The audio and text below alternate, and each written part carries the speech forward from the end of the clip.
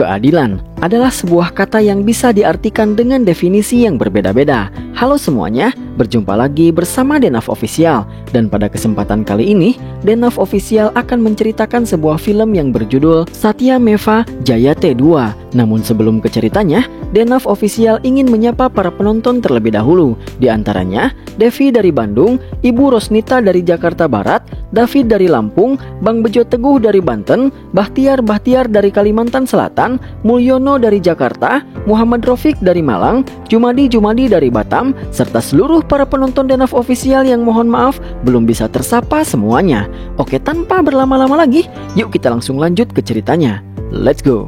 Berlatar di negara tempat lagu Kuch Kuch Hotahe dan Tumpah Seae berasal, kita akan diperkenalkan dengan sosok seorang menteri dalam negeri baik hati, jujur, sangat mencintai rakyatnya, dan juga anti korupsi. Dia bernama Satya Balram Azad.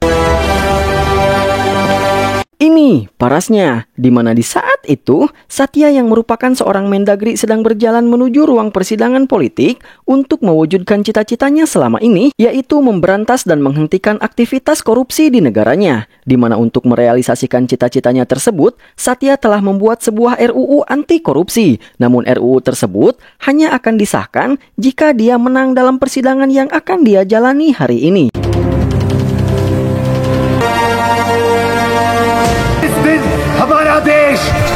Dan sebelum memasuki ruang sidang, Satya terlebih dahulu memandangi sebuah patung yang terdapat di depan gedung pemerintahan, di mana patung tersebut merupakan patung dari ayah Satya yang bernama Balram Azad. Dan setelah meminta berkat serta berdoa di depan patung ayahnya, Satya pun masuk ke dalam gedung untuk menuju ruang sidang.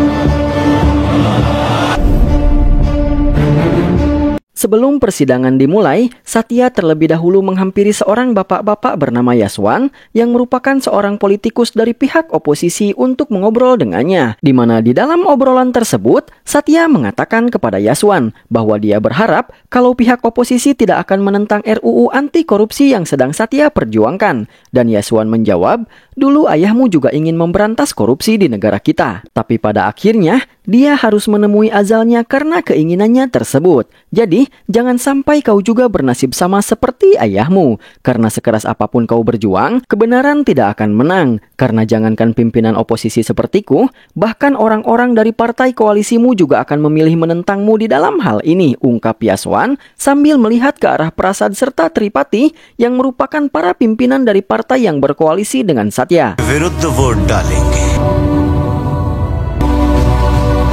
Dan singkat cerita, persidangan pun dimulai, di mana untuk menentukan apakah RUU anti korupsi yang diperjuangkan Satya akan disahkan atau tidak, si Pak Hakim di persidangan ini menentukannya dengan cara demokrasi, di mana pertama-tama, si Pak Hakim menyuruh orang-orang yang setuju dengan disahkannya RUU tersebut mengacungkan tangannya. Kemudian, si Pak Hakim menyuruh orang-orang yang tidak setuju dengan RUU tersebut mengacungkan tangannya. Di mana karena orang yang tidak setuju jauh lebih banyak, bahkan istri dari Satya yang juga merupakan seorang politikus bernama Vidya juga tidak setuju dengan RUU tersebut. Maka si Pak Hakim memutuskan kalau RUU tersebut tidak akan disahkan. Kemudian dengan sombong Yaswan berdiri dan mengolok-ngolok Satya atas kekalahan Satya di dalam persidangan ini. Dan dengan sombong mengatakan bahwa kekalahan Satya adalah hasil demokrasi. Inilah yang dinamakan demokrasi yang membuat negara kita menjadi negara yang hebat, ungkap Yaswan sambil merobek RUU anti korupsi tersebut. Setelah itu, Pak Hakim mempersilahkan Satya sebagai orang yang mengusulkan RUU tersebut untuk menyampaikan beberapa patah kata setelah usulannya ditolak. Dan Satya mengatakan, jalanan di negara kita masih dipenuhi dengan lubang, banyak jembatan runtuh yang telah memakan banyak korban jiwa. Namun meski begitu, mereka masih berani mengklaim bahwa negara kita adalah negara yang hebat. Setiap politisi menggunakan cara yang licik demi mendapatkan suara. Setiap pemimpin hanya haus akan pujian, sementara para petani hidup kelaparan sehingga banyak dari mereka yang tewas karena gantung diri. Meski begitu, tapi mereka masih berani mengklaim bahwa negara kita adalah negara yang hebat, ungkap Satya yang membuat mulut Yaswan terbungkam dan semua orang terkagum-kagum dengan pidatonya tersebut. Twitter पे क्या ट्रेंडिंग है? इसे और लुट रही है बेटियों की हर मोहल्ले में आन है. मेरा देश महान है. Dan seperti kebiasaan di setiap harinya, sepulangnya dari kantor, Satya langsung melihat keadaan ibunya yang sudah 25 tahun mengalami koma akibat mengalami sebuah insiden berdarah pada 25 tahun yang lalu. Di mana Satya selalu menangis bersedih setelah dia melihat keadaan ibunya yang tidak kunjung sadarkan diri. Dan meski di dalam pekerjaannya sebagai politikus Vidya seringkali berbeda pendapat dengan Satya, tapi di dalam rumahnya, Vidya merupakan istri yang sangat mencintai Satya, juga sangat berbahagia dan bangga dengan kejujuran serta komitmen Satya sebagai seorang menteri yang jujur dan selalu berjuang demi kepentingan rakyat serta negara.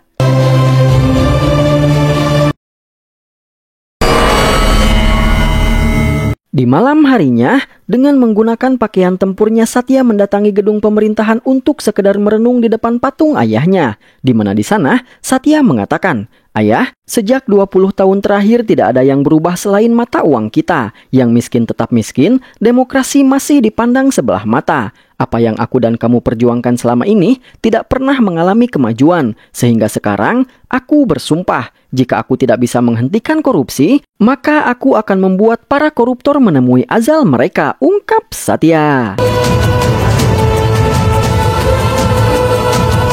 Sementara itu di tempat lain, diperlihatkan ada seorang ibu yang membawa anaknya yang bernama Sital untuk berdoa di sebuah kuil untuk meminta agar Sital diberikan kelancaran dan kelulusan di dalam ujian yang akan dia hadapi. Namun ketika Sital serta ibunya selesai berdoa dan akan kembali pulang, tiba-tiba Sital melihat ada seorang preman yang sedang menganiaya seorang anak pengemis asuhannya. Karena si anak tersebut hanya mendapatkan uang sedikit dari hasil mengemisnya, di mana karena melihat kejadian itu membuat Sital tidak fokus melihat jalan yang akan dia pijak, sehingga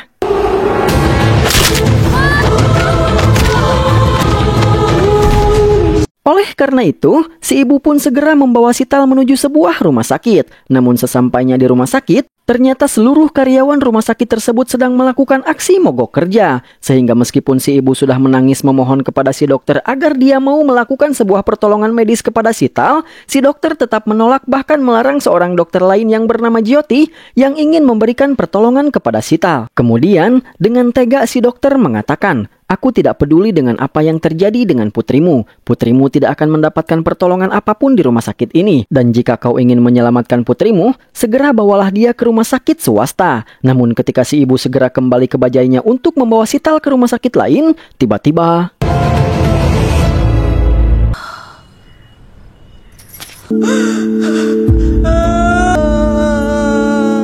Sital pun keburu meninggal dunia karena terlambat mendapatkan pertolongan, di mana hal itu membuat si ibu menangis bersedih melihat putri satu-satunya telah pergi meninggalkannya untuk selamanya. Lalu, dengan penuh amarah si ibu kembali berdiri dan menghadap si dokter, di mana dengan disaksikan seluruh media dan semua orang, si ibu mengatakan, "Sama sepertiku yang tidak berdaya untuk menyelamatkan putriku hari ini, akan datang waktu di mana kau juga tidak akan berdaya untuk menyelamatkan hidupmu sendiri. Dan waktu itu tidak akan lama lagi, kau akan segera menemui ajalmu," ungkap si ibu. Di mana setelah si ibu mengatakan itu kepada si dokter,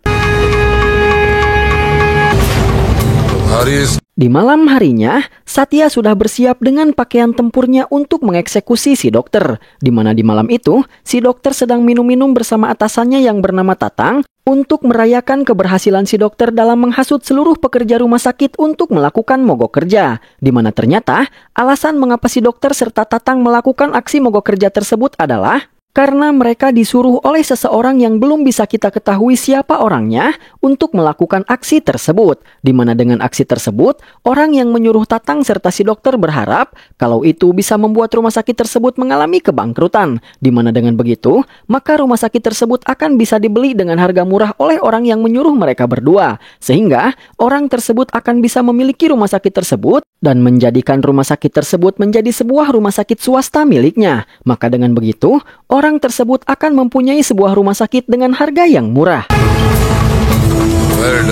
Dan setelah selesai minum-minum bersama Tatang, si dokter pun dengan sempoyongan berniat untuk pulang dan menaiki sebuah taksi. Namun ternyata, orang yang menjadi supir taksi tersebut adalah Satya yang menyamar menjadi supir taksi. Sehingga Satya menghentikan taksinya di depan kuil tempat Sital terjatuh, lalu pergi memasuki kuil tersebut. Di mana hal itu membuat si dokter marah lalu pergi menyusul Satya untuk mengajaknya meneruskan perjalanan dan mengantarkannya ke rumahnya. Namun karena setelah berteriak-teriak memanggil dan mengajak Satya untuk meneruskan perjalanan dan Satya sama sekali tidak merespon, si dokter pun marah lalu melempar Satya. Namun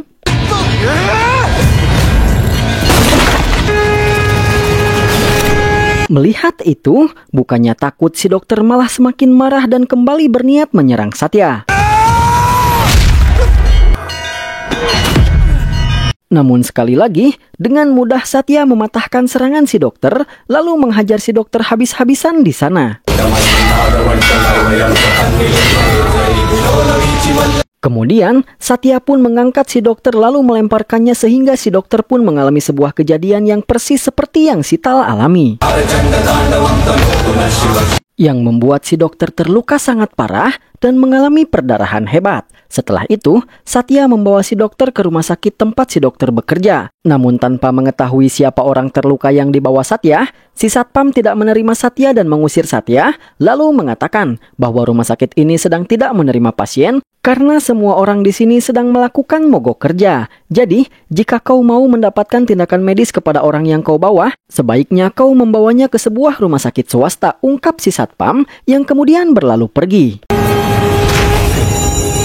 Kemudian, Satya pun melemparkan si dokter dan membiarkannya tewas di sana karena telat mendapatkan pertolongan medis, persis seperti apa yang terjadi kepada Sital kemarin.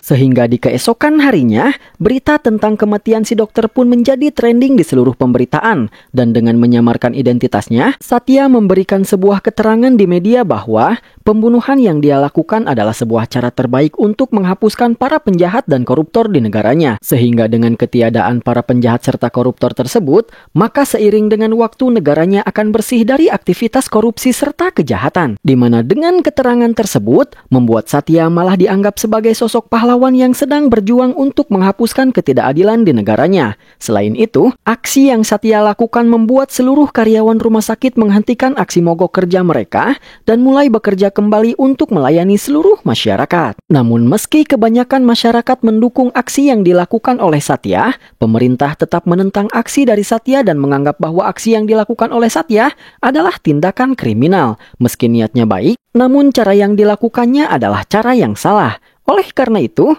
pemerintah menugaskan seorang kepala polisi bernama Uchen untuk menyelidiki dan menangkap pelaku kasus pembunuhan tersebut sebelum ada korban berikutnya.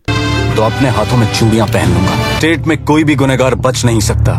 Kemudian, kita pun akan diperkenalkan dengan mertua Satya yang dengan kata lain adalah ayah dari Vidya. Dia bernama Chandra Prakash, di mana Chandra Prakash merupakan seorang CM baik hati yang mempunyai keinginan seperti Satya, yaitu untuk menghapuskan korupsi di negaranya. Karena Chandra Prakash merupakan sahabat terbaik Balram ayah Satya, sekaligus orang kepercayaan Balram. Politics सच में तुम्हारे खून में है। अब इसी वादे को पूरा करके हम फिर से इलेक्शन जीते। Sehingga di sana, ketika Chandra Prakash selesai berbincang dengan anak dan juga menantunya, dia langsung pergi mengunjungi ibu Satya yang bernama Suhasni untuk melihat keadaannya. Di mana di sana, Chandra Prakash menangis bersedih karena dia merasa gagal dan merasa sangat bersalah kepada Suhasni karena 25 tahun yang lalu dia gagal menyelamatkan Balram suaminya. Sehingga Chandra Prakash ingin sekali Suhasni segera tersadar kembali agar dia bisa mengucapkan maaf secara langsung kepada Suhasni atas ketidakmampuannya melindungi Balram dahulu sehingga Balram harus tewas.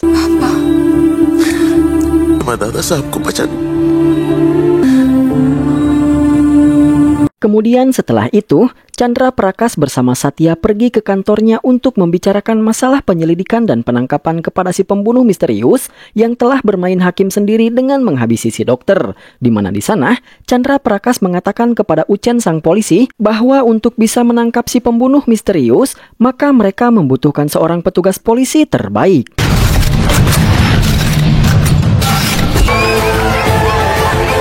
Dan inilah dia sosok dari petugas polisi terbaik tersebut bernama Jai Balram Azad, di mana Jai merupakan adik sekaligus saudara kembar dari Satya. Dan saat ini, Jai sedang beraksi untuk menghajar beberapa preman jalanan yang sok jago yang telah berbuat tak senonoh dan melecehkan seorang wanita. Di mana Jai mencekik pimpinan preman tersebut, lalu menyuruh wanita yang dilecehkan untuk menampar preman tersebut dengan keras.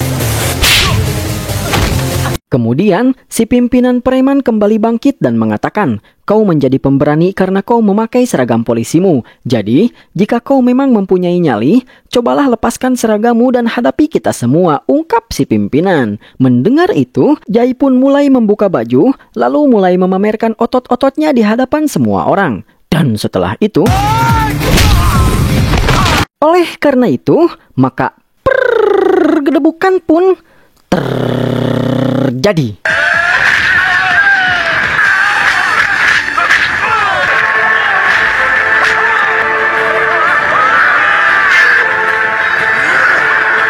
Dan inilah dia Jai, seorang polisi jujur yang tidak hanya super kuat, tapi juga mempunyai jiwa nasionalisme yang tinggi, di mana Jai sangat menyayangi dan mencintai negaranya tersebut. Kemudian, setelah mengalahkan para preman tersebut, Jai langsung berangkat untuk memenuhi panggilan dari Chandra Prakas. Namun sebelum menemui Chandra Prakas, Jai terlebih dahulu mengunjungi dan melihat keadaan ibunya.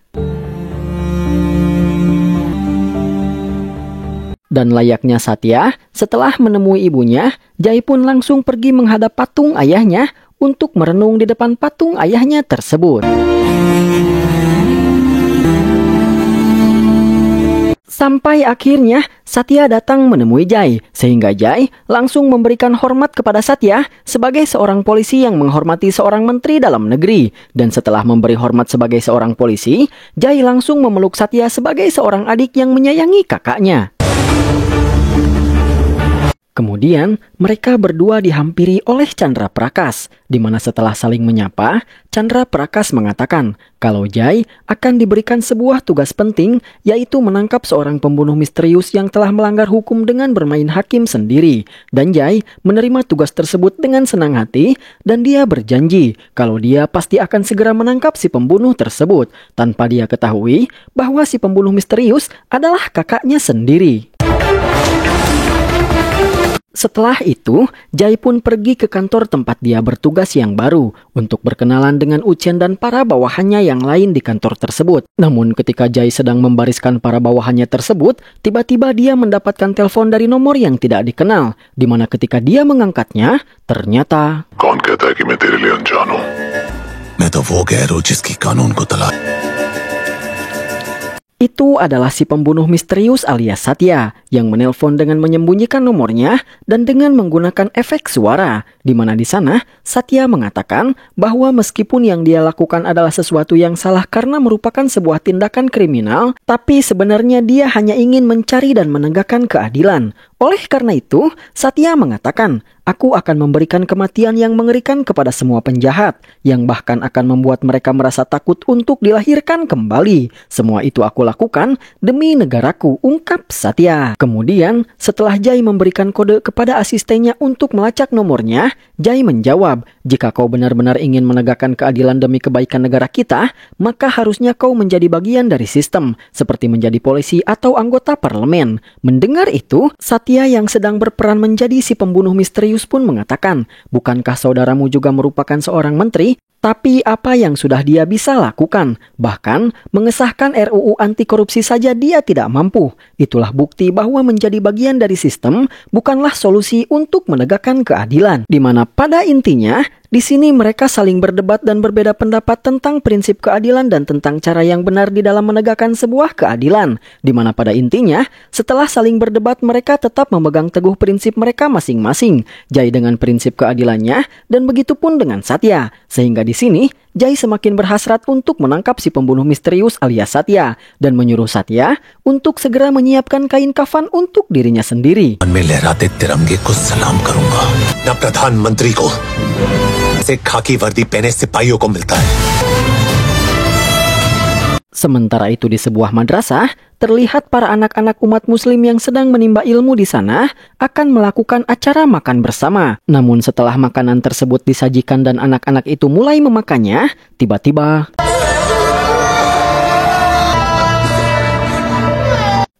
mereka semua mengalami keracunan makanan sehingga mereka pun segera dilarikan ke rumah sakit, di mana hal itu membuat Dr. Jyoti serta seluruh petugas rumah sakit menjadi dibuat panik dengan keadaan dari anak-anak tersebut. Apalagi ketika ternyata anak-anak tersebut mengalami sesak nafas dan membutuhkan oksigen untuk bantuan napas. Namun oksigen di rumah sakit tersebut ternyata telah habis. Hal itu membuat Jyoti semakin panik lalu menemui dokter atasannya yaitu Tatang dan memarahi Tatang lalu menuntut Tatang untuk segera menyediakan oksigen yang mereka butuhkan. Namun Tatang seolah tidak peduli dengan kejadian tersebut dan pergi begitu saja. Oleh karena itu, dengan sangat terpaksa Jyoti pun menyuruh semua orang untuk menggunakan ambu bag atau alat bantuan nafas manual untuk membantu anak-anak tersebut bernafas. Namun tak lama setelah itu,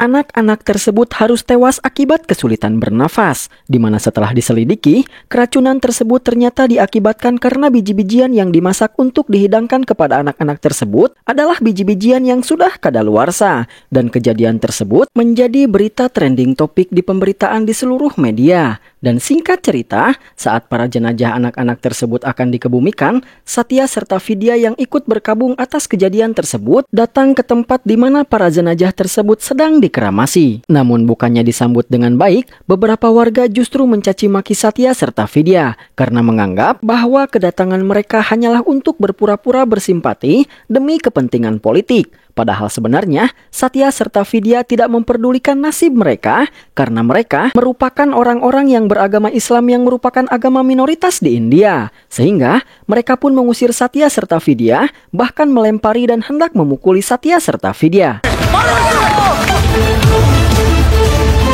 Namun untunglah niat para warga tersebut dihentikan oleh para orang tua dari anak-anak yang menjadi korban, di mana di sana salah satu orang tua korban mengatakan ayat-ayat Al-Quran diturunkan adalah untuk menjadi rahmat. Namun dengan sikap yang kalian tunjukkan, itu hanya akan membuat Islam menjadi buruk di pandangan masyarakat. Dan Allah tidak menyukai hal itu, ungkap salah satu orang tua korban yang membuat seluruh masyarakat yang berniat memukuli Satya tertunduk karena menyadari kesalahan mereka. Kemudian, si ibu tersebut berbalik dan menghadap Satya lalu mengatakan, "Pak, kami tidak butuh simpatimu. Yang kami butuhkan saat ini adalah keadilan. Jadi, bisakah kau memberi kami keadilan?" Tanya si ibu. "Jika kau bisa memberi keadilan kepada kami dengan menangkap pelaku yang bersalah atas kejadian ini, maka semua orang tua para korban di sini akan memberi hormat kepadamu dan akan memberkati dirimu. Namun jika kau tidak bisa memberi kami keadilan, maka aku akan tetap berdoa kepada Allah, semoga Allah tetap melindungimu," ungkap si ibu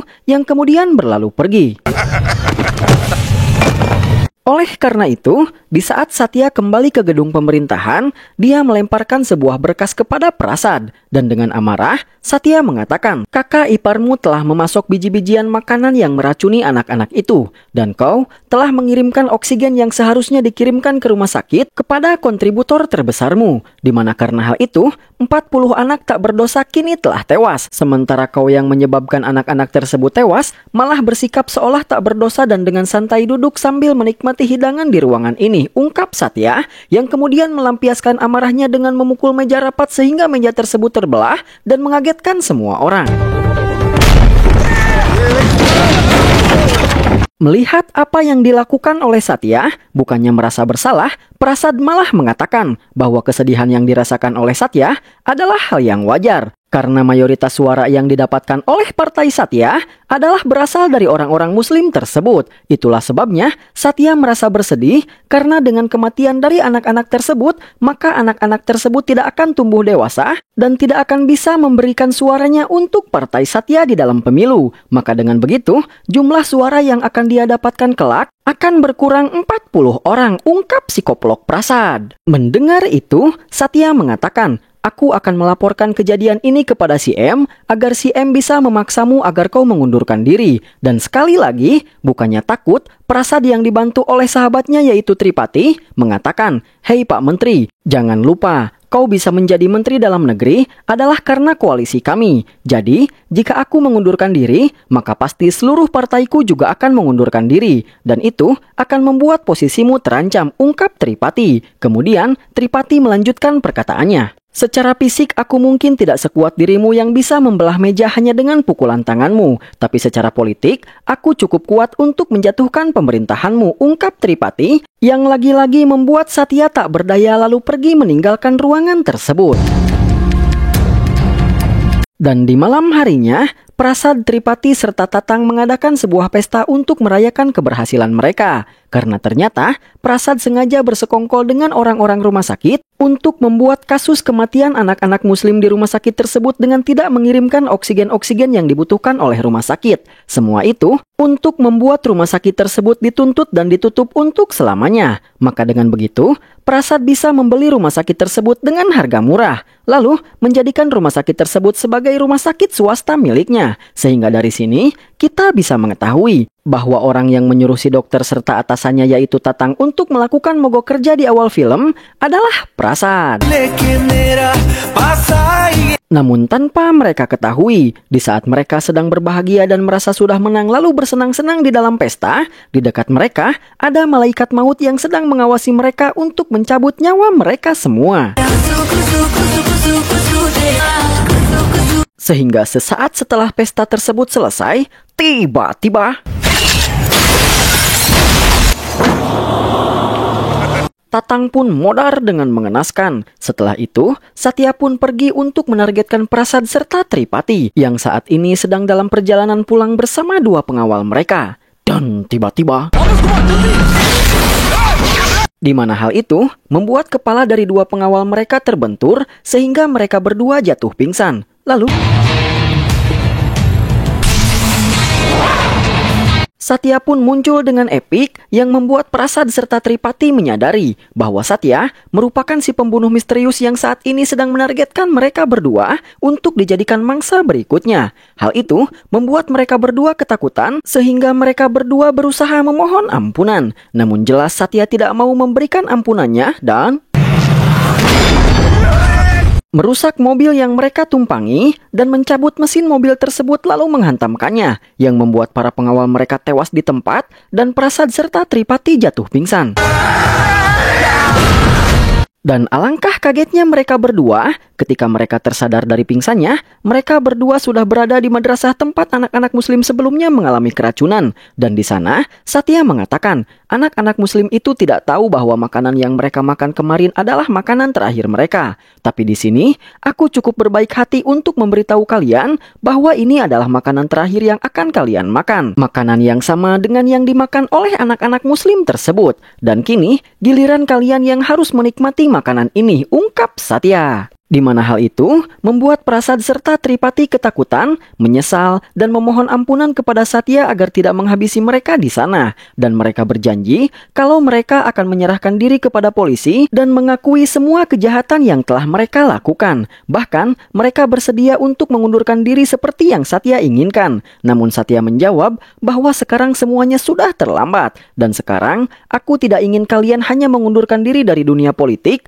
melainkan aku ingin kalian mengundurkan diri dari kehidupan dunia ini untuk selamanya, ungkap Satya. Setelah itu, dengan cara mengintimidasi mereka, Satya pun membuat mereka berdua makan dan saling menyuapi makanan beracun tersebut, yang membuat mereka berdua mulai muntah-muntah dan mulai merasakan sesak. Lalu, Satya mempersilahkan Prasad serta Tripati untuk menggunakan oksigen yang berasal dari rumah sakit tempat anak-anak muslim tersebut meninggal, di mana ketika mereka menggunakannya, oksigen tersebut ternyata hanyalah sebuah oksigen yang kosong.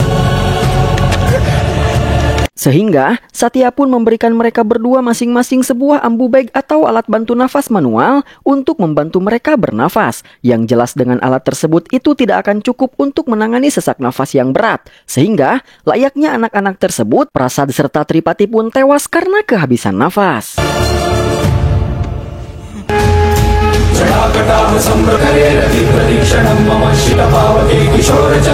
Dan sekali lagi, kejadian tersebut menjadi pemberitaan yang viral di pemberitaan di semua media sosial. Namun di sisi lain, berita kematian Prasad serta Tripati yang merupakan pelaku korupsi atau koruptor menjadi berita yang sangat membahagiakan bagi kebanyakan masyarakat. Sementara itu di tempat lain, ada seorang wanita muslim bersama anaknya yang mendatangi sebuah kantor untuk meminta cek pensiunan ayahnya. Namun bukannya dilayani, si petugas di kantor tersebut malah mencaci maki dan tidak mau melayani si wanita. Karena si wanita berasal dari keluarga muslim yang merupakan agama minoritas di sana. Bahkan, si petugas terkesan menghina dan merendahkan si ibu serta anaknya yang membuat Al-Quran yang dibawa oleh si ibu terlempar dari tangannya. Namun,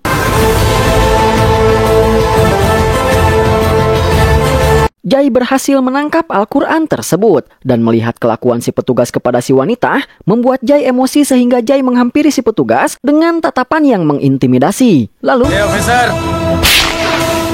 mengembalikan Al-Quran kepada si wanita dan menampar si petugas dengan keras sehingga huntu atau giginya ngaraceleng. Hal itu membuat si petugas kena mental sehingga dia mulai ketakutan.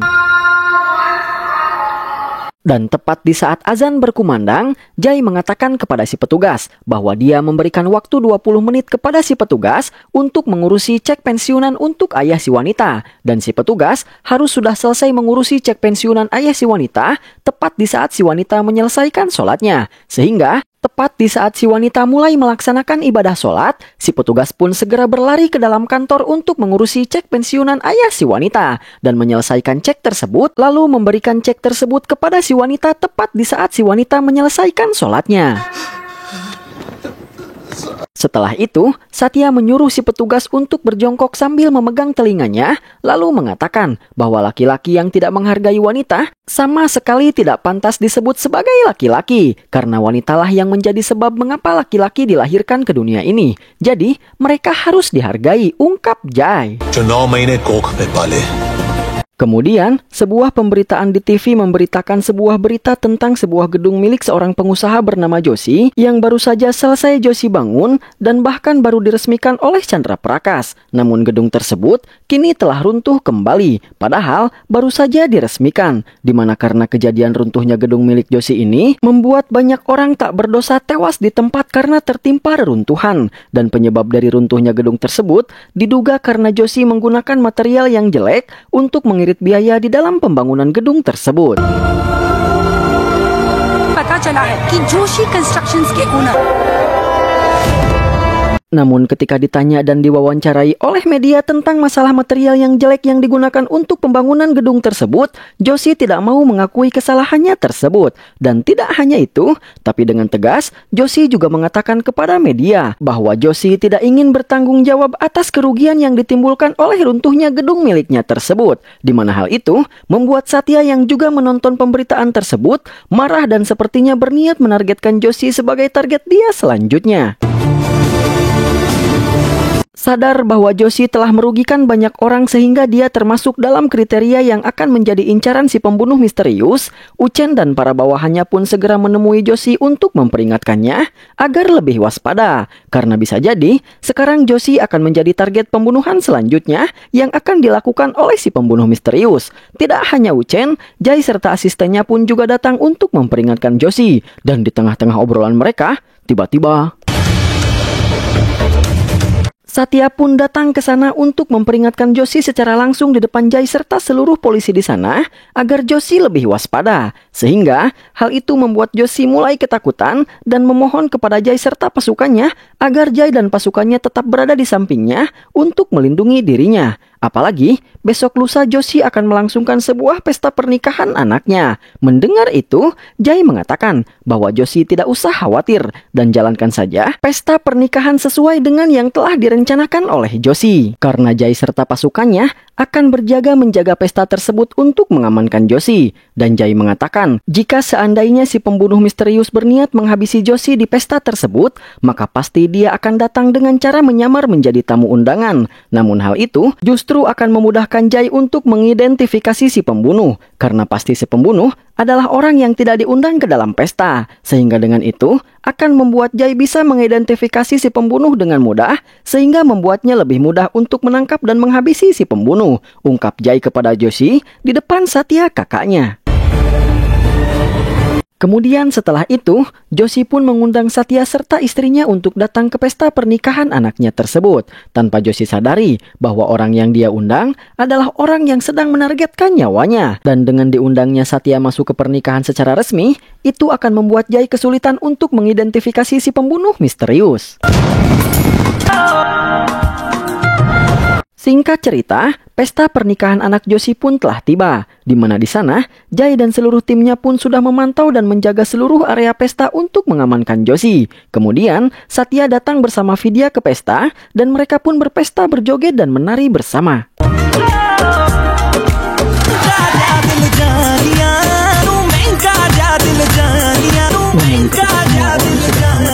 Dengan pesta tersebut, Tiba-tiba seluruh lampu di sana mendadak mati yang membuat kepolisian menjadi sedikit panik. Namun tak lama setelah itu, lampu pun kembali menyala. Namun Joshi sudah menghilang dari tempatnya. Dan tiba-tiba, dengan menggunakan pakaian tempurnya, Satya menculik Joshi menggunakan sebuah mobil. Melihat itu, tanpa mengetahui bahwa si penculik alias si pembunuh misterius adalah Satya kakaknya, Jai pun mulai berlari dan melompat ke atas mobil. Lalu,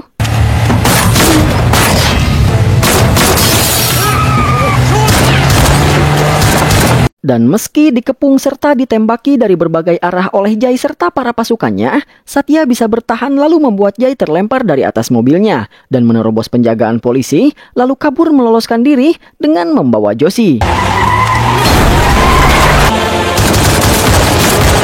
Di mana Satya membawa Joshi ke dekat gedung milik Joshi yang sebelumnya runtuh dan berniat menghabisinya di sana. Namun ketika Satya akan menembak Joshi, tiba-tiba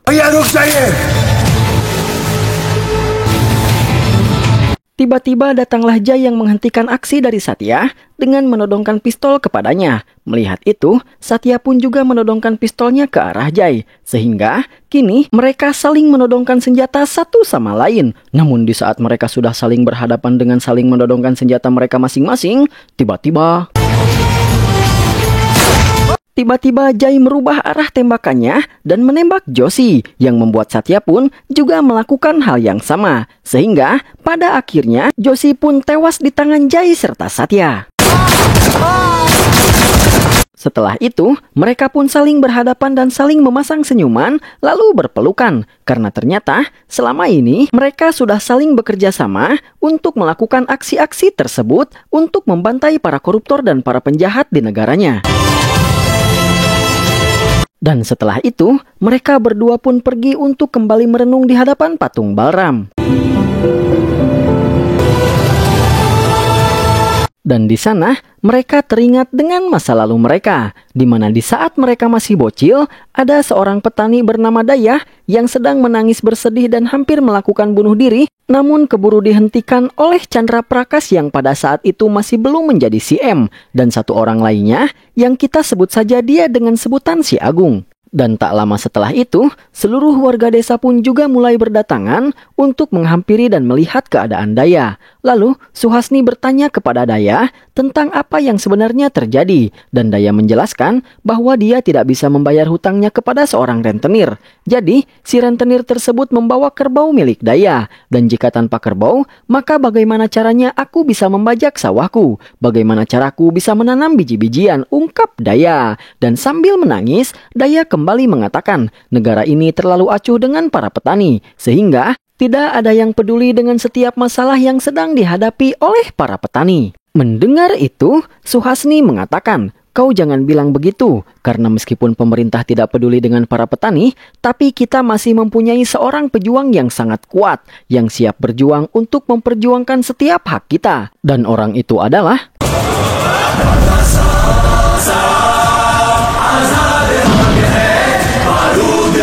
Balram Azad, ayah dari Jai dan juga Satya, di mana di saat itu Azad yang tahu kalau Daya kehilangan kerbaunya sehingga Daya tidak bisa membajak sawahnya, Balram menggantikan kerbau milik Daya dan membajak sawah Daya, sehingga membuat Daya kembali tersenyum. Namun tak lama setelah itu, para rentenir kembali datang untuk menagih hutang kepada Daya, karena mereka menganggap bahwa hanya dengan kerbau milik Daya yang mereka sita, itu tidak cukup untuk melunasi semua hutang Daya. Mendengar itu, Balram pun marah dan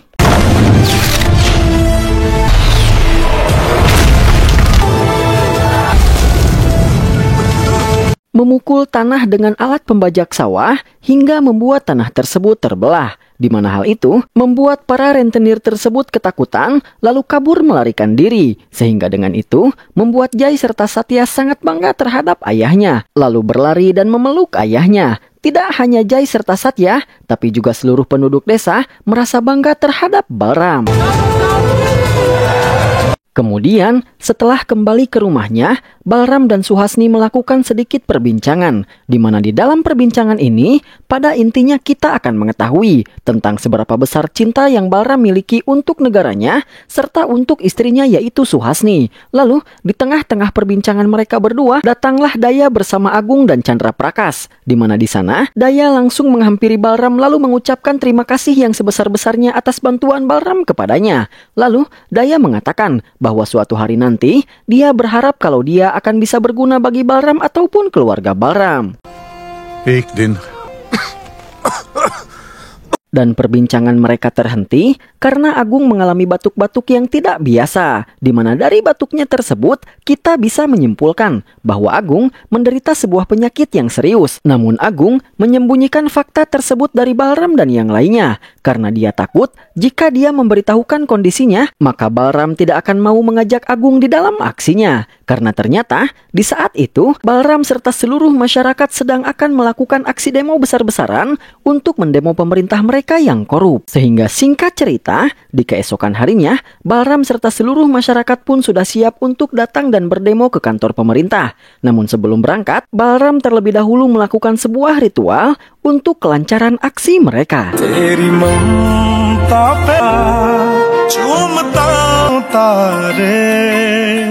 Dan setelah itu, Balram bersama istri dan anak-anaknya serta seluruh masyarakat desa berangkat untuk menuju kantor pemerintahan.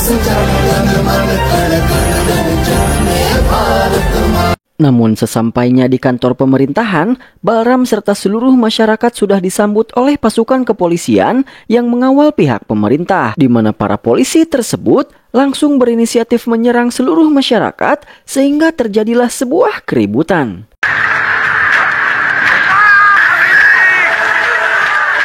Melihat itu, Balram pun menjadi sangat marah, sehingga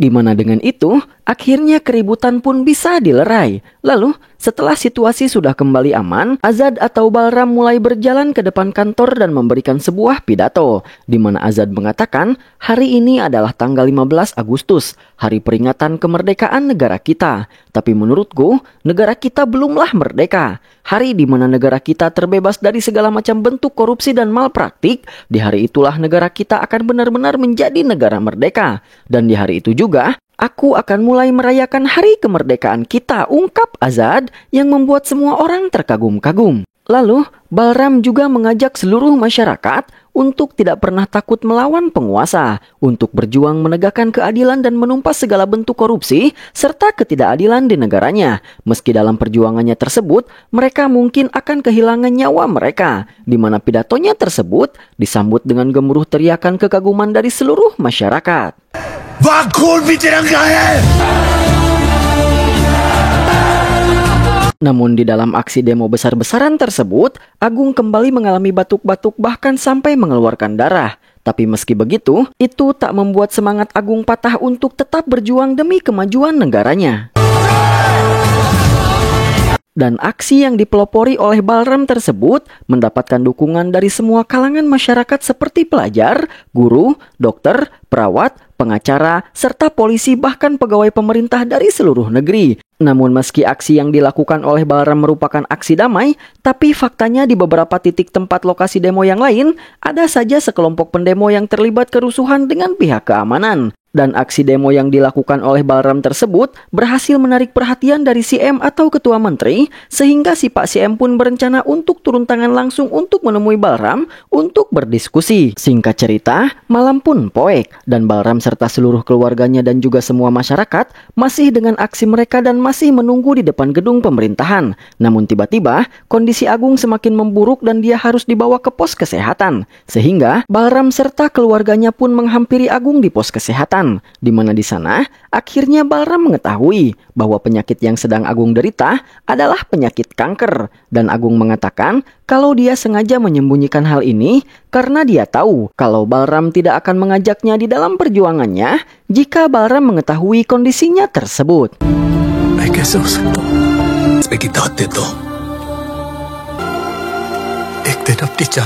Di mana dengan kondisinya tersebut, dokter yang berjaga di pos kesehatan pun menyarankan Balram untuk segera membawa Agung ke rumah sakit. Mendengar itu, Balram pun segera bersiap untuk membawa Agung ke rumah sakit agar segera mendapatkan perawatan. Namun semua orang melarang Balram karena saat ini si M sedang dalam perjalanan menuju ke tempat mereka untuk berdiskusi dengan Balram terkait tuntutan yang Balram inginkan. Jadi, jika seandainya Balram pergi ke rumah sakit, maka diskusi mereka dengan si M tidak akan terjadi.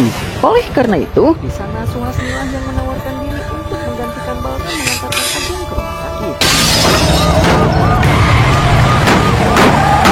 Namun ternyata perjalanan menuju rumah sakit sangatlah tidak mulus karena mereka harus melewati jalan yang sedang terjadi kerusuhan akibat demo. Dan di saat Suhasni sedang di dalam perjalanan untuk membawa Agung ke rumah sakit, di depan gedung pemerintahan si M pun telah datang dan memulai diskusinya dengan Balram. Namun di tengah-tengah perbincangan mereka, salah seorang pendemo memberitahu Balram bahwa Suhasni dan Agung mengalami sebuah kecelakaan. Sehingga Balram pun memilih untuk meninggalkan perbincangan, lalu berlari untuk menyusul dan melihat keadaan Agung serta istrinya. Sementara itu di tempat kecelakaan tersebut membuat Agung serta Suhasni terluka. Namun Agung masih sadarkan diri, sementara Suhasni tengah pingsan dan tak sadarkan diri. Hal itu membuat Agung menangis bersedih, sehingga meskipun kondisinya sedang tidak sehat, tapi dia berjuang keras untuk bisa menyelamatkan Suhasni. Di mana Agung dengan sisa-sisa tenaganya mencoba menggendong dan membawa Suhasni ke rumah sakit. Meski dia harus berjalan dengan tanpa alas kaki, di atas jalan yang dipenuhi dengan serpihan kaca. Sampai akhirnya, setelah bersusah payah, Agung pun akhirnya sampai di rumah sakit dan membaringkan Suhasni di atas bed agar Suhasni segera diberikan pertolongan medis. Namun sesaat setelah Agung membaringkan Suhasni, seketika itu pula Agung ambruk di sana. Dan tak lama setelah itu, Balram bersama yang lainnya pun tiba di rumah sakit, lalu menghampiri Agung yang sedang terbaring lemas. Dan di atas pangkuan Balram, Agung pun menghembuskan nafas terakhirnya.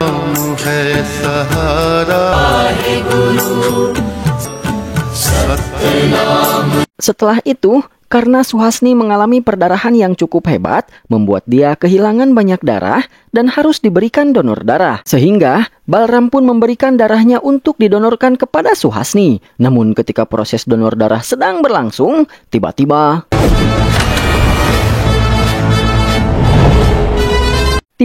Balram diserang oleh sekelompok orang tak dikenal yang bermaksud menghabisinya. Melihat itu, Balram pun bersiap untuk menghadapi mereka semua. Namun karena tangan kanannya sedang dalam proses donor darah, Balram pun harus menghadapi mereka semua dengan menggunakan satu tangannya saja. Dan di sini, selain harus melindungi dirinya, Balram juga harus melindungi Suhasni dari para kelompok tak dikenal tersebut. Dan oleh karena itu, pergedebukan pun terjadi.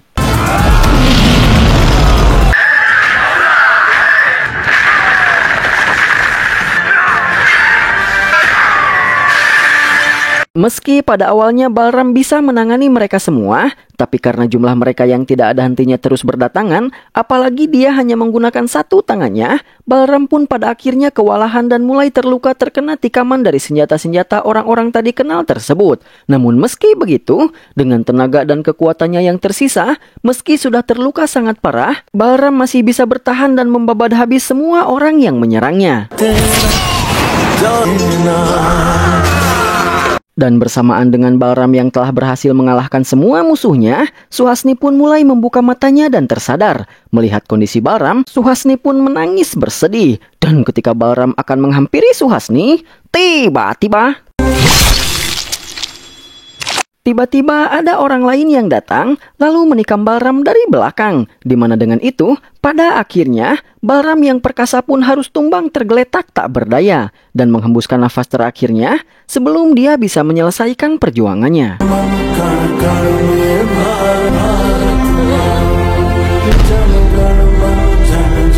Dan melihat suaminya tewas di hadapannya, Suhasni pun syok sehingga dia kembali tak sadarkan diri, bahkan mengalami koma sampai 25 tahun lamanya. Dan tak lama setelah itu, Chandra Prakas pun datang ke sana dan melihat Balram sahabatnya sudah terbaring tak bernyawa, sehingga Chandra Prakas pun segera berlari keluar untuk meminta bantuan. Dan tak lama setelah itu, berita tentang kematian Balram pun menjadi berita paling trending di dalam pemberitaan. Dan karena dianggap sebagai dalang dari aksi pembunuhan kepada Balram, Pak CM yang saat ini menjabat pun didemo oleh jutaan masyarakat agar dia mengundurkan diri dari jabatannya. Lalu, Chandra Prakas yang sangat terpukul atas kematian sahabatnya pun membuat sebuah pernyataan bahwa untuk meneruskan perjuangan Azad atau Balram di dalam melawan korupsi serta segala macam bentuk kejahatan di negaranya, dia berjanji kalau dia akan mendirikan sebuah partai bernama Partai Azad, lalu akan ikut bertarung di dalam pemilu untuk mendapatkan kursi di dalam pemerintahan, di mana dengan itu dia berharap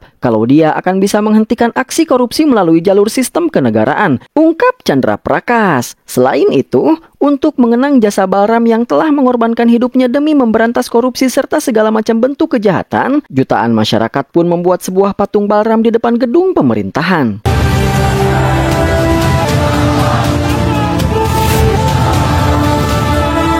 Dan begitulah akhir dari cerita masa lalu Jai serta Satya, di mana setelah itu mereka berdua berjanji kalau mulai sekarang mereka akan bekerja sama untuk berjuang memperjuangkan impian Balram untuk memberantas setiap aksi korupsi dan segala macam bentuk kejahatan, meski mereka akan melakukannya dengan cara mereka sendiri. Sementara itu di tempat lain, ada dua orang anak yang sedang mengemis yang bernama Gofur dan Asep. Namun salah satu anak yang bernama Asep terlihat sangat bersedih karena di hari itu dia belum mendapatkan uang untuk dia setorkan kepada orang yang menyuruh mereka mengemis yang bernama Kokong. Sehingga di sana Asep teringat dengan kenangan di hari sebelumnya, di mana karena di hari sebelumnya Asep hanya mendapatkan sedikit uang untuk dia setorkan kepada Kokong,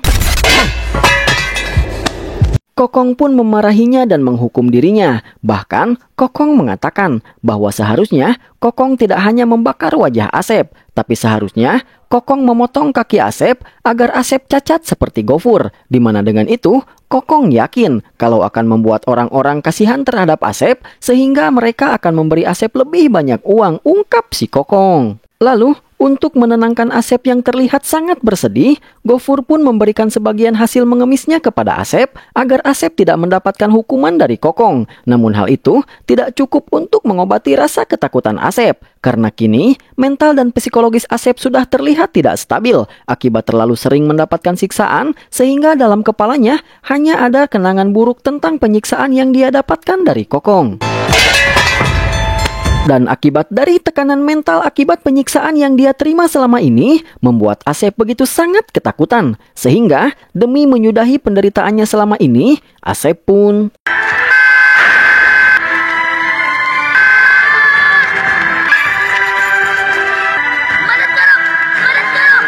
Sementara itu di kantor polisi tempat Jai kini bertugas, satu bawahan Jai yang bernama Sukla malah menjadikan kematian Asep sebagai sebuah lelucon, di mana Sukla mengatakan kepada rekannya, tadi pagi ada seorang anak pengemis yang bunuh diri dengan menabrakkan diri sendiri ke sebuah mobil. Apa kau tahu kenapa si pengemis tersebut melakukan hal itu? Tanya Sukla. Dan dengan pelahak-pelohok, rekan Sukla bertanya kembali kepada Sukla, memangnya kenapa dia melakukan itu? Lalu Sukla menjawab bahwa dia melakukan itu karena dia tidak mempunyai uang untuk membeli racun. Jadi, dia bunuh dirinya dengan menabrakkan diri ke sebuah mobil, ungkap Sukla sambil menertawakan Asep yang telah melakukan bundir.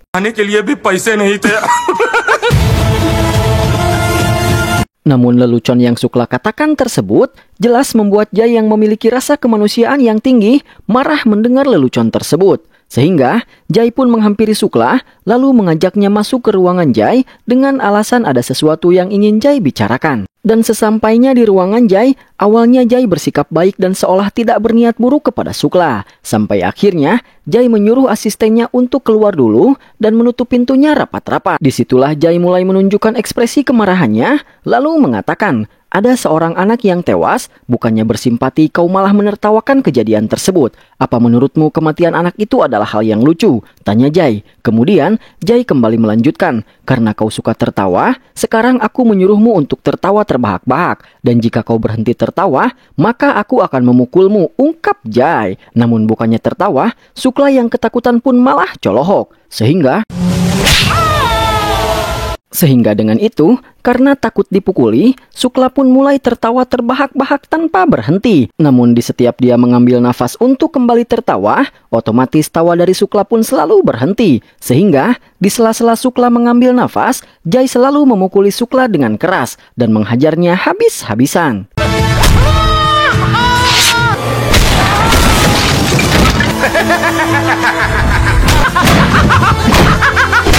Setelah itu, mereka berdua pun keluar dari ruangan Jai dengan bersikap seolah tidak terjadi apa-apa di antara mereka berdua. Sementara itu di malam harinya, Kokong kembali memarahi anak-anak pengemis yang dia urus, terutama Gofur yang hanya memberikan hasil yang sedikit dari hasil mengemisnya hari ini. Sehingga Kokong pun mulai menyiramkan bensin kepada Gofur dan berniat membakarnya. Namun ketika Kokong melemparkan api untuk membakar Gofur,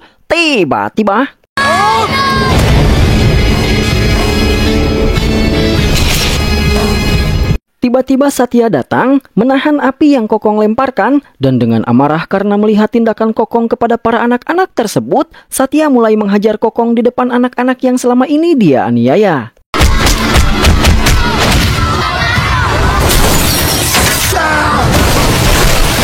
Hal itu membuat anak-anak yang selama ini selalu Kokong siksa sangat puas menyaksikan Kokong yang disiksa oleh orang lain. Dan setelah puas menyiksanya, Satya pun menyiramkan bensin kepada Kokong lalu membakarnya.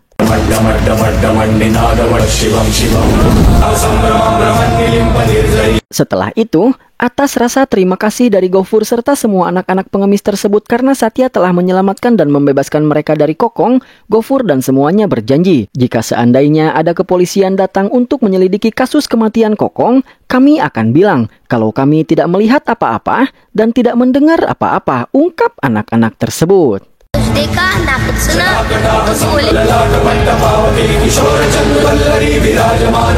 Di keesokan harinya, Vidya melakukan sebuah orasi di antara banyak masyarakat wanita, di mana orasi tersebut juga disiarkan langsung di dalam pemberitaan di televisi. Dan di sana, Vidya mengatakan bahwa wanita itu jangan selalu terbatas berakhir menjadi ibu rumah tangga, karena wanita juga harus berkarya. Wanita juga bisa menjadi dokter, hakim, pengacara, ketua menteri, atau bahkan perdana menteri. Wanita itu adalah makhluk yang kuat. Mereka bisa menjalankan dapur dan juga menjalankan negara sekaligus, ungkap Vidya. Dan di tengah-tengah orasinya, tiba-tiba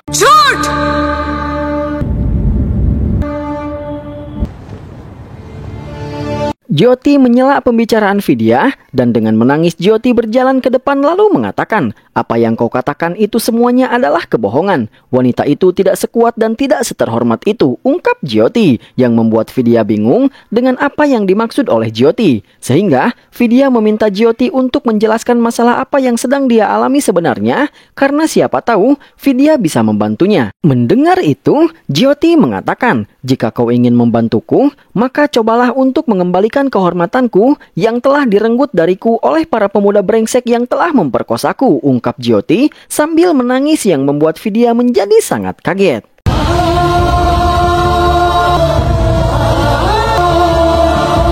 Lalu, Jyoti mengatakan identitas dari 3 pemuda yang telah memperkosanya di sana. Mereka bernama Ibad, Randir, dan Virag, di mana ketiga orang tersebut merupakan anak-anak dari para pejabat serta pengusaha yang berkuasa. Sehingga, Jyoti tidak berdaya untuk melaporkan mereka bertiga agar mereka bisa diadili. Karena Uchen selaku kepala polisi di daerah tersebut juga merupakan anak buah dari orang tua mereka bertiga. Sehingga, jika seandainya Jyoti datang ke kantor polisi untuk melaporkan mereka bertiga pun, Uchen pasti akan menggunakan banyak alasan untuk supaya Jyoti tidak bisa mengajukan kasus terhadap mereka bertiga.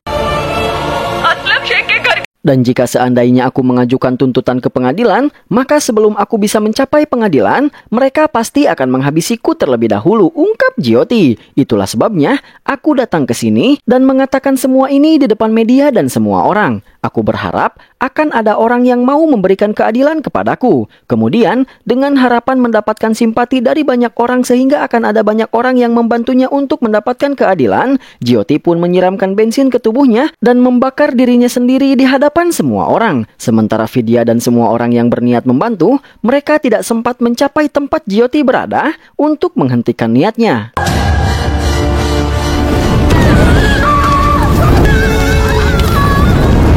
Meski sudah terlambat dan tubuh Jyoti sudah terbakar, Vidya masih tidak mau menyerah dan berusaha memadamkan apinya, lalu membawa Jyoti ke sebuah rumah sakit. Dan di malam harinya, seluruh masyarakat kota melakukan sebuah demo untuk menuntut kepolisian agar memberikan keadilan kepada Jyoti dengan menangkap 3 pemerkosa Jyoti. Sehingga, mau tidak mau Uchen bersama pasukannya pun menangkap 3 pemuda yang merupakan pelaku pemerkosaan terhadap Jyoti. Namun sebelum membawa mereka ke kantor polisi, Uchen berjanji kepada 3 ayah mereka bahwa penangkapan tersebut hanyalah sebuah formalitas untuk menekan aksi demo yang dilakukan oleh masyarakat. Dan Uchen berjanji kalau ketiga anak mereka akan segera dibebaskan kembali. Kembali kepada Vidya di rumah sakit, di mana di sana dia yang sedang menangis karena ikut bersimpati terhadap kejadian yang menimpa Jyoti dihampiri oleh Jai dan juga Satya. Kemudian di sana Vidya mengatakan bahwa dalam kasus ini Jyoti tidak boleh kalah. Dia harus mendapatkan keadilan yang dia inginkan. Karena jika Jyoti sampai kalah, maka mulai besok akan ada banyak ibu yang takut melahirkan anak perempuan, ungkap Vidya. Dan di sini alangkah terkejutnya Jai serta Satya ketika Vidya mengatakan kalau sebenarnya selama ini Vidya mengetahui bahwa pelaku pembunuhan misterius yang selama ini terjadi kepada para koruptor dan para penjahat adalah Jai dan juga Satya. Setelah mengatakan itu, Vidya meminta kepada Jai dan juga Satya agar mereka berdua menghabisi ketiga pelaku pemerkosa Jyoti dan juga Uchen. Karena dalam hal ini, Uchen juga bersalah karena telah mencoba melindungi ketiga pelaku tersebut.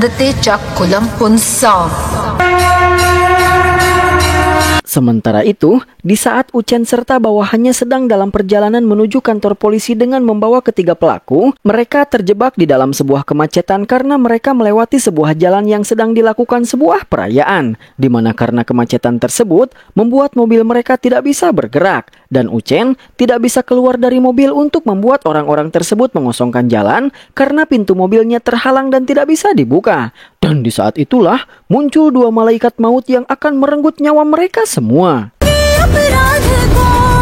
Di mana Jai langsung melompat ke atas mobil yang membawa para tahanan, lalu berusaha merusak atap mobil tersebut agar dia bisa masuk. Di mana hal itu membuat para polisi yang berjaga serta para pelaku menjadi sangat ketakutan. Dan Uchen yang melihat seseorang di atas mobil para tahanan berusaha merusak kaca mobil yang dia tumpangi agar dia bisa keluar untuk menyelamatkan para tahanan. Namun sebelum Uchen bisa keluar, Jai terlebih dahulu bisa mendobrak atap mobil para tahanan. Sehingga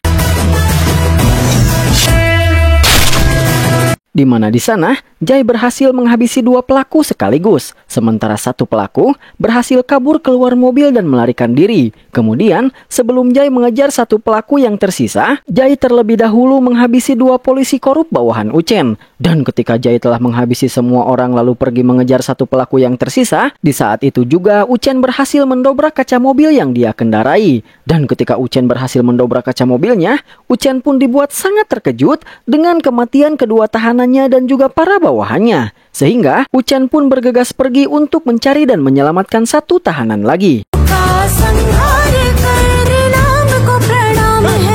Namun sebelum Uchen berhasil menemukan 1 tahanan tersebut, Satya terlebih dahulu bisa menemukan si tahanan tersebut, lalu menuangkan bensin kepada si tahanan, kemudian membakarnya.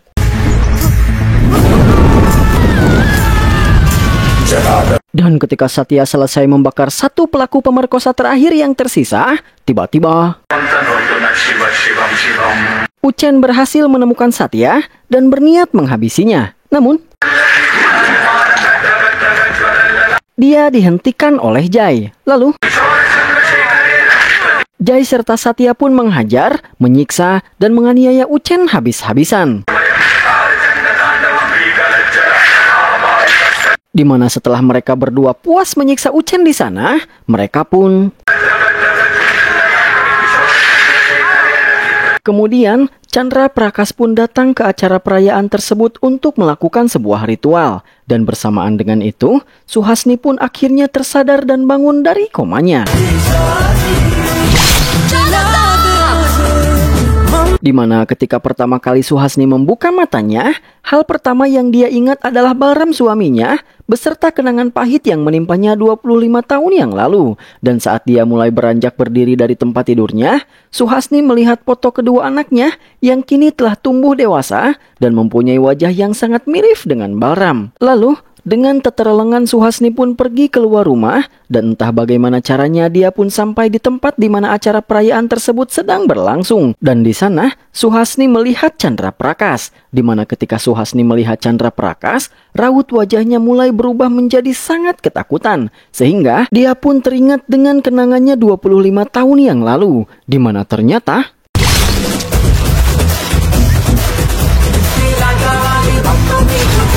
orang yang menusuk Balram di saat Balram akan menyentuh Suhasni setelah Balram menghabisi semua lawan yang menyerangnya di kala itu adalah Chandra Prakas. Dengan kata lain, Chandra Prakaslah pelaku pembunuhan terhadap Balram. Mengingat itu, Suhasni pun mencoba mendekati dan mengejar Chandra Prakas yang akan pergi meninggalkan acara perayaan. Tapi dia tidak berhasil mengejarnya dan malah hampir terjatuh. Namun, dia diselamatkan oleh kedua anaknya yang saat ini sudah tumbuh dewasa.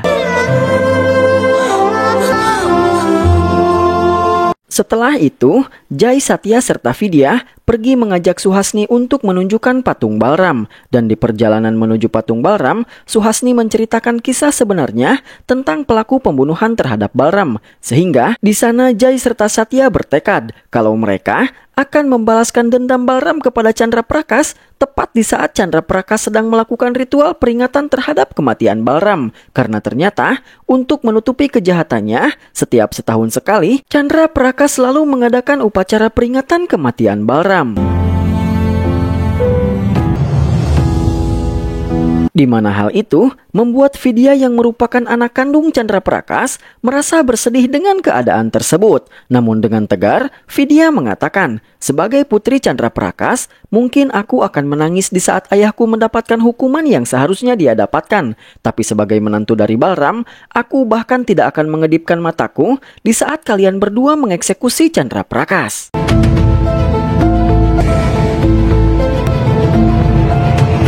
Dan ketika hari di mana peringatan kematian Balram telah tiba, Jai serta Satya pun bersikap seperti biasanya seolah tidak terjadi apa-apa dan duduk menemani Chandra Prakas yang akan melakukan ritual. Namun tiba-tiba di sana Chandra Prakas mengatakan, seandainya aku berada di posisi kalian berdua, aku tidak akan bisa setenang kalian saat melihat pembunuh ayahku duduk di depanku, ungkap Chandra Prakas. Di mana dari perkataan itu, Chandra Prakas menjelaskan bahwa dia sudah mengetahui kalau Jai serta Satya sudah tahu bahwa Chandra Prakaslah pelaku pembunuhan terhadap Balram. Di mana hal itu membuat Jai serta Satya menjadi sangat kaget.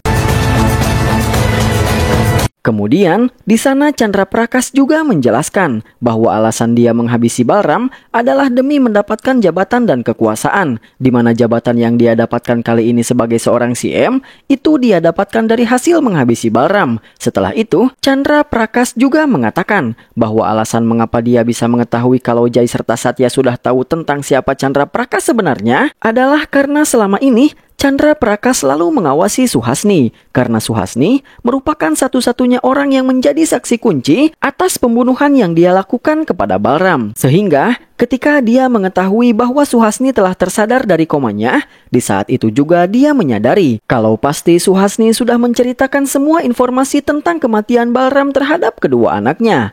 Oleh karena itu, untuk mengantisipasi kemungkinan terburuk, kali ini Chandra Prakas telah menangkap dan menculik Suhasni, sehingga di sana Jai serta Satya tidak akan bisa menjalankan rencananya untuk menghabisi Chandra Prakas, karena kini Chandra Prakas sedang menyandra ibu mereka.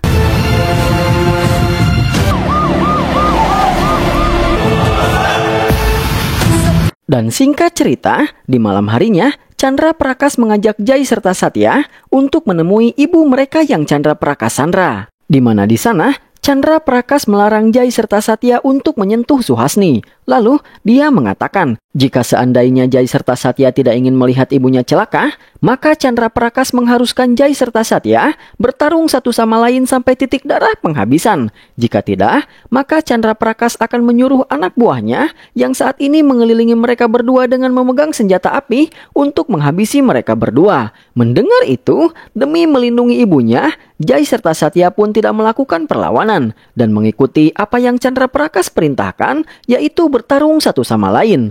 Oleh karena itu, pergedebukan antara Jai melawan Satya pun terjadi.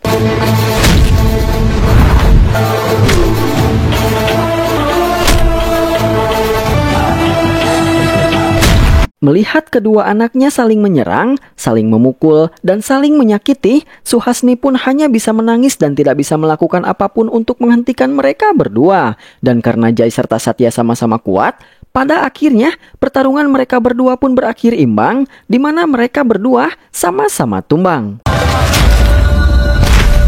Hal itu membuat Chandra Prakas tertawa bahagia karena dia merasa bahwa dia sudah menghabisi Jai serta Satya, sehingga dia merasa bahwa dia sudah menang. Lalu dengan sombong Chandra Prakas mengolok-ngolok kekalahan Suhasni lalu mengatakan, "Bukankah kau sangat bangga dengan suamimu? Sekarang cobalah kau panggil dia, panggil Balram Azad untuk menyelamatkanmu dan kedua anakmu."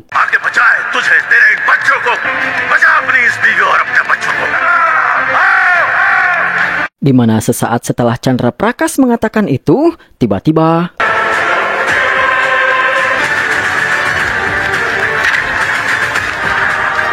Vidya beserta ribuan orang pun datang ke sana untuk menyelamatkan Suhasni serta Jai dan juga Satya. Dan di sana Suhasni mengatakan, "Kau meminta Balram Azad untuk datang kan? Kini dia sudah datang." Karena Balram Azad bukan hanya sebuah nama dari seorang pria, melainkan sebuah ideologi dan juga revolusi, ungkap Suhasni, yang langsung disambut dengan antusiasme seluruh masyarakat yang berlari untuk menyelamatkan keluarga Balram. Dan bersamaan dengan itu, Jai serta Satya pun akhirnya kembali tersadar dan bangkit.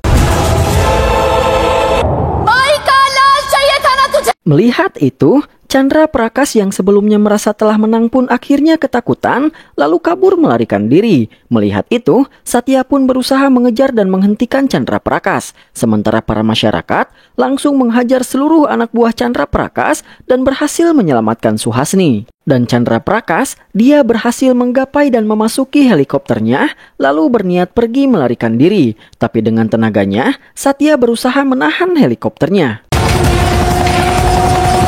Melihat itu, si pilot pun mencoba meningkatkan tenaga helikopternya yang membuat Satya menjadi kewalahan untuk menahan laju dari helikopter tersebut. Tapi tiba-tiba datanglah Jai yang membantu Satya sehingga helikopternya bisa kembali ditekan ke bawah. Melihat itu, si pilot pun kembali meningkatkan tenaga helikopternya sehingga membuat Jai serta Satya kembali kewalahan untuk menahan helikopternya. Dan di saat mereka merasa sangat kewalahan, tiba-tiba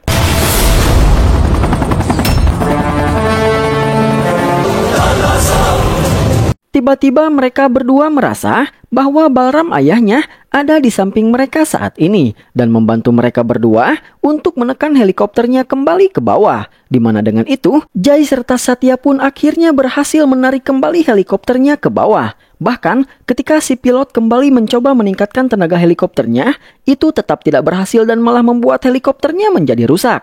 Sehingga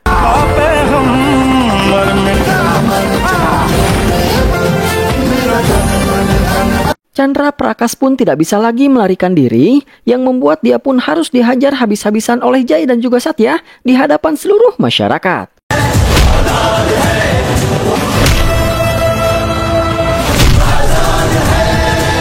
Di mana setelah Jai dan juga Satya puas menyiksanya, mereka berdua pun menyeret dan melemparkan Chandra Prakas ke hadapan seluruh masyarakat. Yang kemudian seluruh masyarakat berlarian untuk menghajar dan memukuli Chandra Prakas hingga dia tewas. Dan bersamaan dengan itu, film pun sudah berakhir.